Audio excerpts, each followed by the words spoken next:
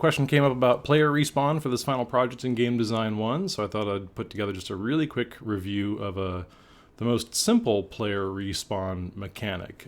There's more complex ways to address this and probably more appropriate ways in a larger scale game or a more comprehensive game.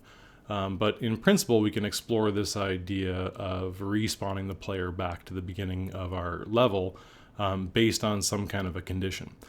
In this case, I'm just going to mock up something really simple that if we touch the terrain with the player, that we invoke a simple respawn. So more appropriately, you'd probably have some kind of respawn manager that based on different conditions, depending on the condition of your game, I have fuel and health set up for my player. So I could potentially respawn based on running out of fuel, running out of health, or touching the ground, or other conditions, depending on what the gameplay calls for. But for this demo, I'm just going to demonstrate a really simple setup for player respawn. So the first thing that I'm going to do, I'm going to use the terrain as I'm going to set up just a collision mechanic on the terrain so that if we touch the terrain, it causes us to go back to the beginning of the level, or the start of the level, I should say. So in order to get this set up, the first thing I'm going to do is I'm going to take a look at my terrain. And I'm just going to set up a real simple two-state state machine. So I'll add an FSM to this. And I'll create an idle state. And I'll set up a really simple next event. Just a generic next event. And we'll add this as a transition. And I'm going to wire that over to a new state.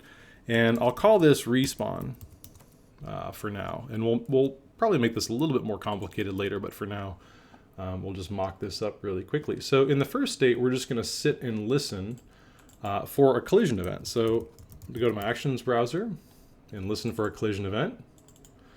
And I'm going to listen for a collision, not collision info. Let me get rid of that. I want to remove that action, collision event.